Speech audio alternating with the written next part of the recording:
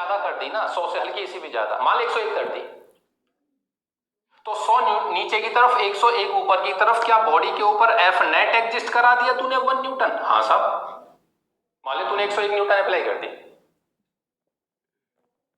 100 नीचे 101 ऊपर लगा दी, 1 न्यूटन नेट आ गया, ठीक है साहब। अगर नेट 1 न्यूटन आ गया, इसका मतलब बॉडी के ऊपर एक्सेलरेशन आ गया, F इक्वल्स टू ma।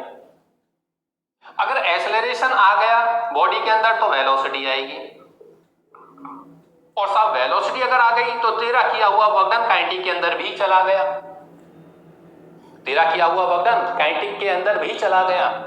और साहब अगर इसके अंदर काइनेटिक आ गई तो ये यहां रुकेगी नहीं, क्योंकि सवाल था इसको रखना है और उसमें है काइनेटिक एनर्जी, तो रुक कैसे जाएगी छत के ऊपर हो?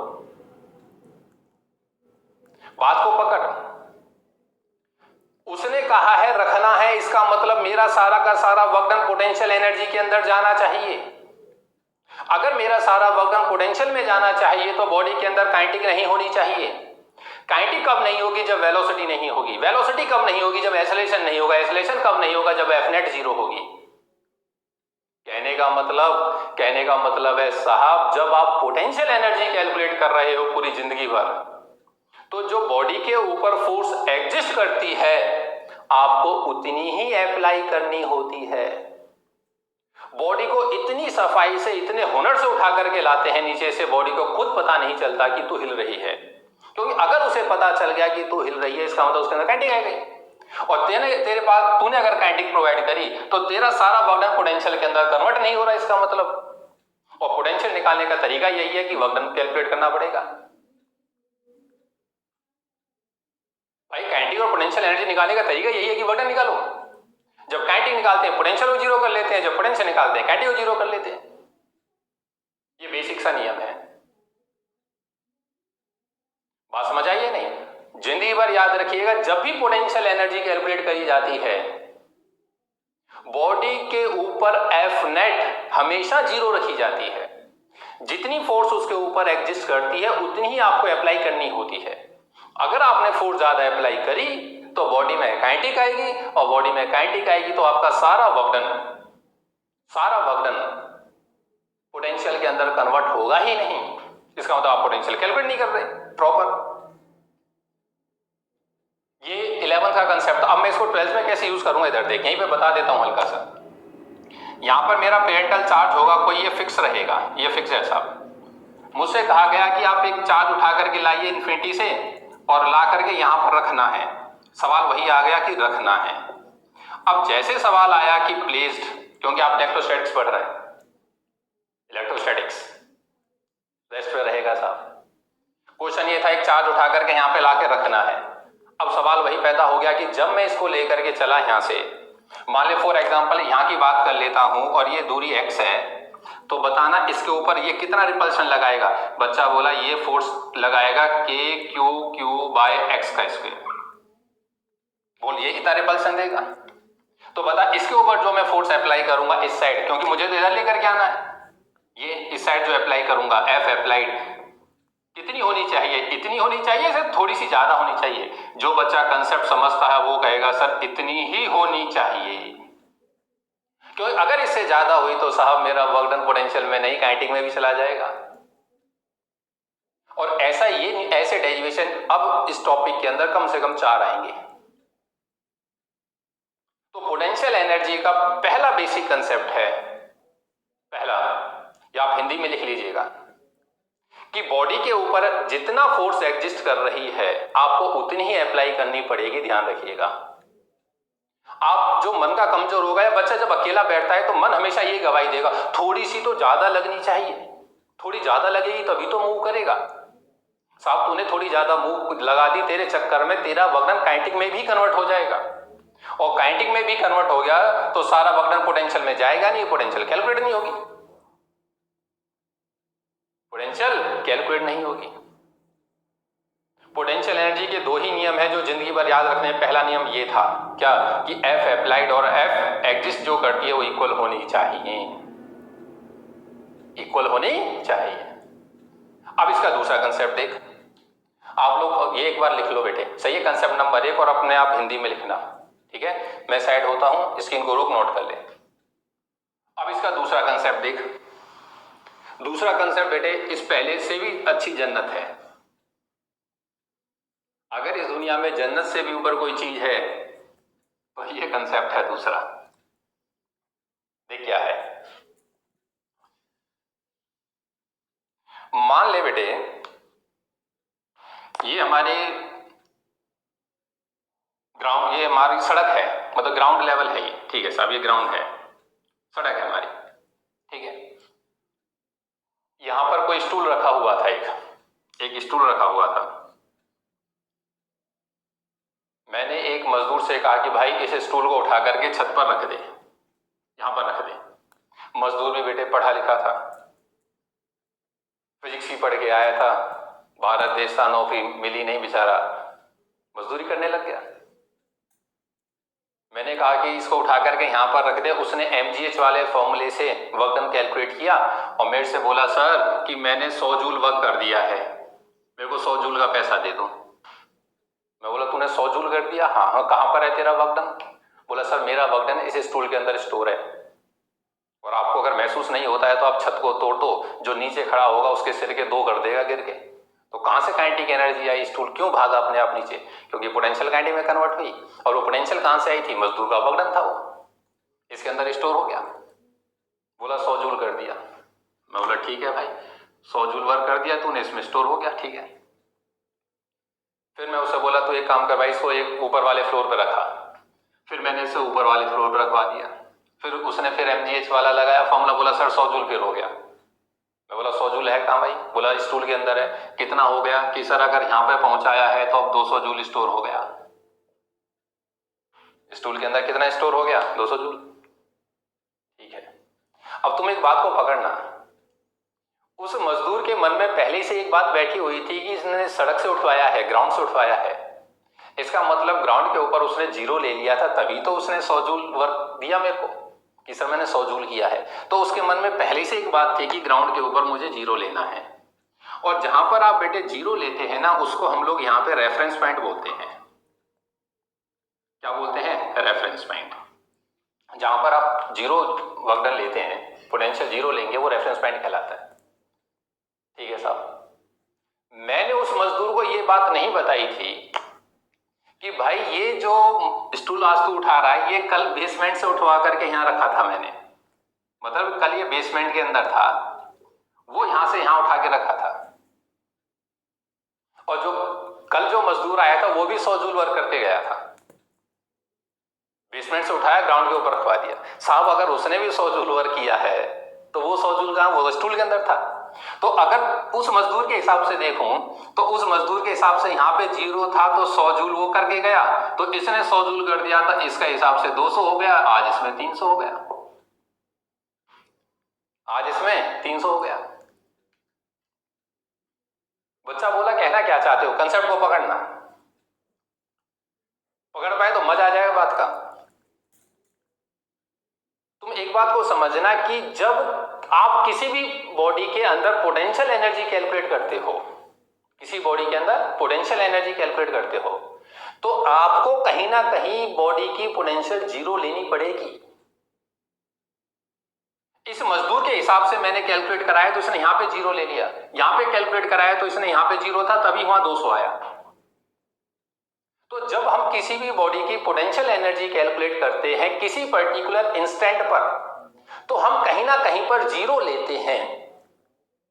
बिना 0 लिए आप बॉडी, मतलब बिना रेफरेंस पॉइंट लिए आप किसी इंस्टेंट पर बॉडी की पोटेंशियल कैलकुलेट नहीं कर सकते। दूसरी बात, किसी भी इंस्टेंट के ऊपर जो बॉडी की पोटेंशियल एनर्जी होती है वो हमेशा इस बात पर डिपेंड करती है कि आपने 0 कहां लिया है।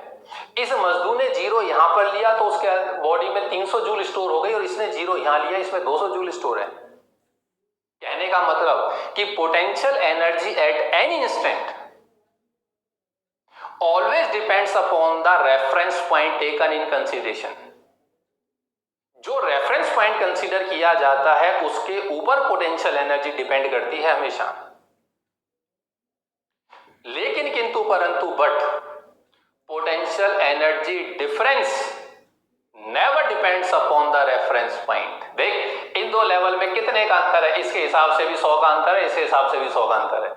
इसमें भी 100 का अंतर है, इसमें भी 100 का अंतर है। Potential energy difference never depends upon the reference point, but potential energy at any instant always depends upon the reference point. इसलिए हम जिंदगी भर पोटेंशियल एनर्जी डिफरेंस कैलकुलेट करते हैं। हाँ, अगर आपको जीरो एनर्जी चाहिए किसी इंस्टेंट पे, जीरो लेट कर लो। इस न्यूमेरिकल के अंदर mgh फॉर्मूला लगाया बच्चे ने, उसके दिमाग में पहले से था यहां जीरो है तभी तो यहां mgh आंसर आएगा। तो जो mgh है, जो हम लोग 9th लेवल पे फॉर्मूला डायरेक्ट अप्लाई कर देते हैं, this is the potential energy difference. Ground पर जीरो ले लिया जाता है, इसलिए उस इंस्टेंट की एनर्जी mgh आ जाती है, उसकी एनर्जी mgh आ जाती है। आप लोग ग्रेविटी उसके अंदर क्या नाम है, बोर्स मॉडल पढ़ के आते हैं 11th के अंदर। बोर्स मॉडल के अंदर हर ऑर्बिट के अंदर आप उसकी पोटेंशियल एनर्जी और क्या नाम है काइनेटिक एनर्जी निकालते हैं इलेक्ट्रॉन की। पोटेंशियल एनर्जी निकालने के लिए कहीं ना कहीं तो जीरो लिया गया होगा। हाँ साहब, इनफाइनाइट वाला जो ऑर्बिट है उसके अंदर जीरो लिया जाता है। यही कहानी मैंने आपको ग्रेविटेशन mgh वाले कंसेप्ट में समझाई थी 11th में, यही और फिर आपको जो ऑर्बिटल वेलोसिटी के अंदर पोटेंशियल निकल आई तब समझाई। तो ये दो जन्नत है पोटेंशियल एनर्जी की, जो बच्चा इन दो को याद रख गया जिंदगी भर मार नहीं खाता। पहली, पोटेंशियल निकालते समय एफ अप्लाइड एफ एग्जिस्ट के बराबर होती है, और दूसरी कि हम हमेशा पोटेंशियल एनर्जी डिफरेंस निकालते हैं, लेकिन साहब अगर आप पोटेंशियल एनर्जी चाहते हो तो आपको कहीं ना कहीं रेफरेंस लेना पड़ेगा, कहीं ना कहीं रेफरेंस लेना पड़ेगा। हाँ, अपने सिलेबस में नॉर्मली हम लोग इन्फिनिटी पे रेफरेंस लेते हैं। ये सुन लो, अपने जितने डेरिवेशंस आएंगे सभी में रेफरेंस इन्फिनिटी होगा। ये दो जन्नत है साहब पोटेंशियल एनर्जी की, दोनों को हिंदी में लिख लेना, जो नोट करना चाहो नोट कर लो, ठीक है। फिर टॉपिक पर आते हैं। अब हेडिंग बना ले बेटे, potential energy of a dipole in uniform electric field. Potential energy of a dipole in uniform electric field. पहले इसमें लैंग्वेज लिख लो, दो तीन बातें लिखो। Consider a dipole, consider a dipole in uniform electric field, in uniform electric field at angle theta, at angle theta,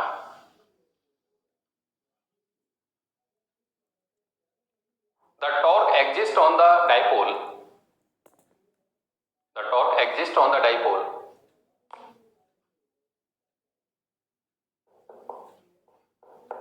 at this instant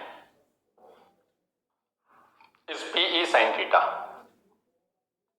Pe sin theta। लिखना मत, पहले इधर देखो, मैं एक्सप्लेन कर देता हूं फिर आगे डिक्टेट कर दूंगा। इधर देखो, आपको यूनिफॉर्म फील्ड गिवन थी साहब, ये यूनिफॉर्म फील्ड है, इसके अंदर मैंने कोई डाइपोल रखा हुआ था, ये डाइपोल था और थीटा एंगल पे रखा हुआ था, ठीक है साहब। तो तू एक बात जानता है कि डाइपोल को जब हम लोग रखते हैं इसके अंदर बेटे, तो इसके ऊपर टॉर्क अप्लाई होगा। जैसे ये डाइपोल रखा है मैंने, तो एक फोर्स इधर आएगी एक इधर आएगी, और ये सिस्टम को क्लॉकवाइज रोटेट कर देगा, और कुछ समय के बाद ऐसे था सीधा कर देगा। तुम बड़े बच्चों जैसे, अब ये मास था अभी mgh के अंदर, और मैंने तुझसे कहा था यहां पर रखना है, तो ये mg तो फोर्स नीचे लग रही थी, तो अप्लाई किधर करनी पड़ी थी, इसके अपोजिट, इधर इसके अपोजिट।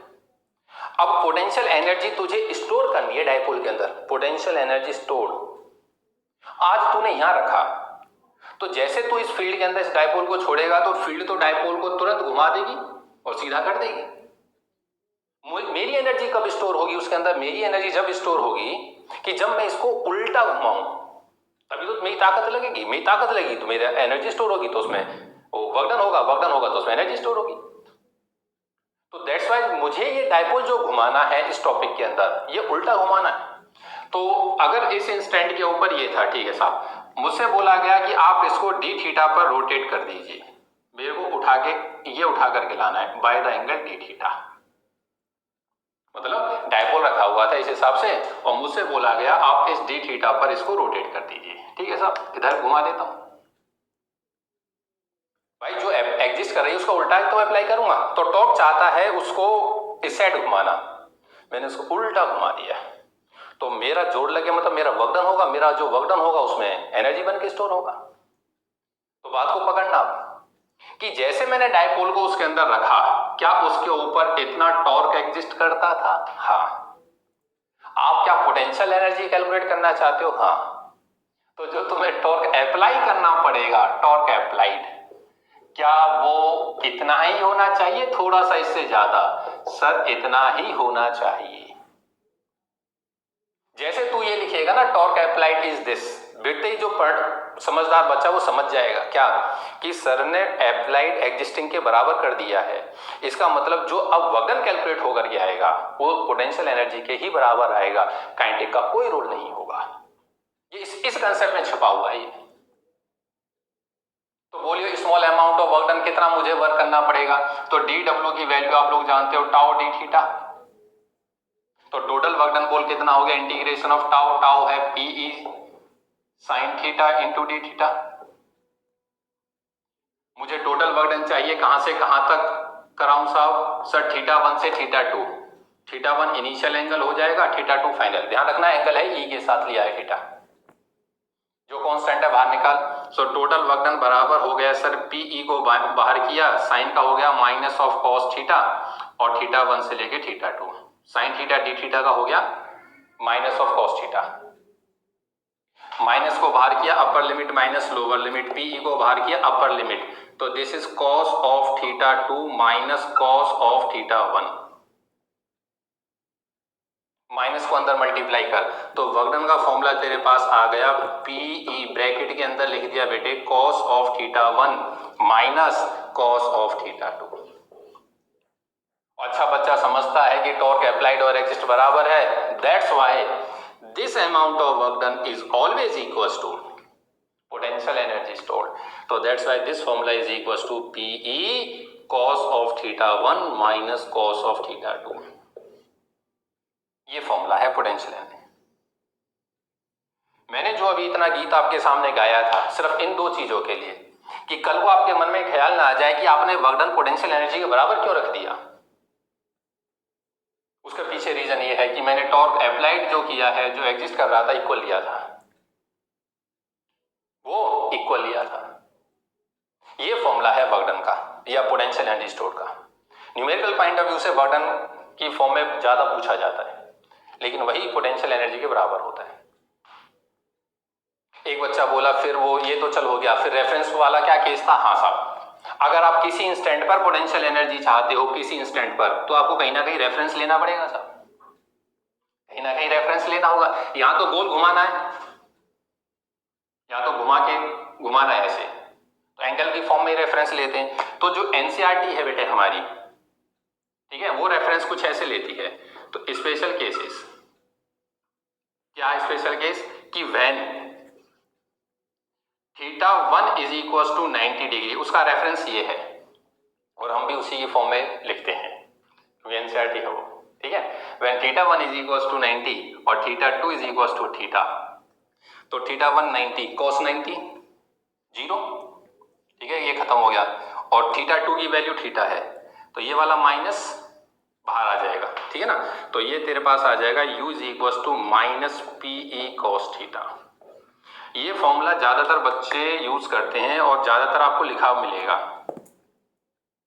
तो जब आप ये फॉर्मूला देखो तो बेटे समझ जाना रेफरेंस पॉइंट लिया हुआ है थीटा 1 90, थीटा 1 90, ठीक है बेटे। और यहाँ पे दो सिचुएशन और दो कंसेप्ट और इंपॉर्टेंट हैं, क्या कि फोर स्टेबल इक्विलिब्रियम, ये आप लोग जानते हो बेटे, काफी इंपॉर्टेंट है फोर स्टेबल इक्विलिब्रियम।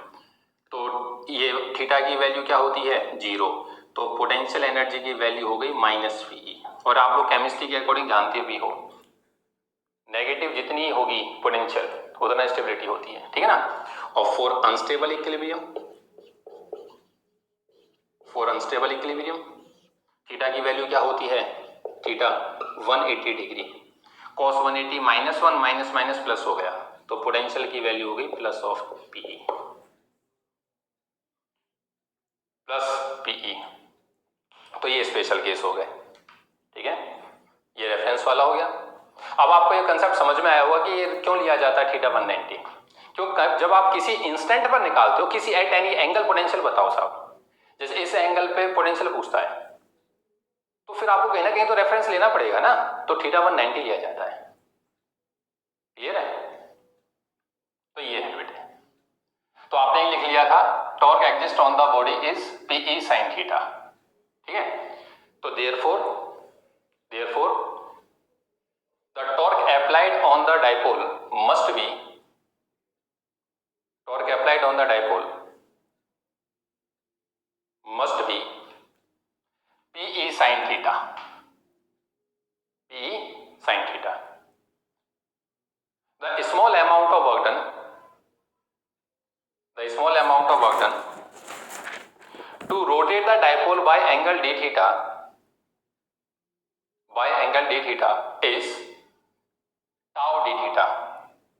और उसकी अगली लाइन के अंदर बेटे total amount of work done from initial angle theta 1 to final angle theta 2, ये और ये स्पेशल केस क्लियर है। इसके इनको रोक आराम से नोट कर। आ जा बेटे, अब इस फॉर्मूले के ऊपर ना एक न्यूमेरिकल लिख, और न्यूमेरिकल नहीं है साहब, वो जन्नत है, जन्नत।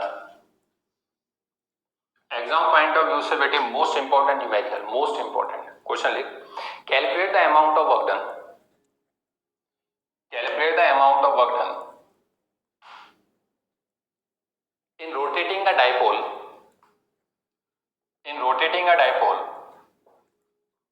from stable equilibrium to unstable equilibrium, in rotating a dipole from stable equilibrium to unstable equilibrium। और नंबर दूसरा from unstable equilibrium B part to from unstable equilibrium to stable equilibrium। ये दोनों पार्ट ना बेटे एग्जाम पॉइंट ऑफ व्यू से जन्नत है। क्यों? इसके अंदर बच्चे से ये पूछ लिया जाता है स्टेबल और अनस्टेबल की कंडीशन क्या है। अब तुम बात को समझ गए, कोई डाइपोल है वो स्टेबल में रखा हुआ है, मतलब फील्ड अगर इस साइड है ना, यही फील्ड है, तो आज ऐसे रखा हुआ वो, और तुझसे कहा साहब ऐसे उठा घुमा के ऐसे कर दे, ऐसे घुमा ला, ऐसे लगा जो स्टेबल टू अनस्टेबल, तो कोई प्रॉब्लम नहीं है। साहब स्टेबल में रखा है तो थीटा 1 की 0 है, और अनस्टेबल चाहता है तो थीटा 2 180 चाहता है, ये हमें पता हो जाए।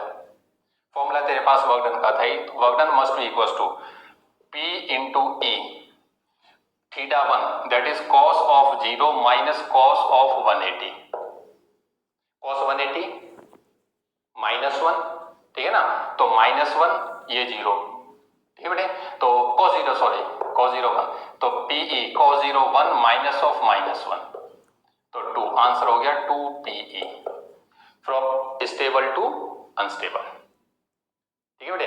अच्छा साहब, और फ्रॉम अनस्टेबल टू स्टेबल, तो वर्क डन की वैल्यू तेरे पास हो गई PE cos of theta 1 stable है तो थीटा 1 क्या हो गया अनस्टेबल में 180, और थीटा 2 क्या हो गया 0 डिग्री, ठीक है। तो PE cos थीटा 1 तो cos of 180 minus cos of 0, ठीक है, तो PE cos 180 माइनस 1 और 1 माइनस, तो माइनस 2, आंसर हो गया माइनस ऑफ 2 PE, ठीक है बेटे। तो ये न्यूमेरिकल है, ये न्यूमेरिकल नहीं साहब जन्नत है। कई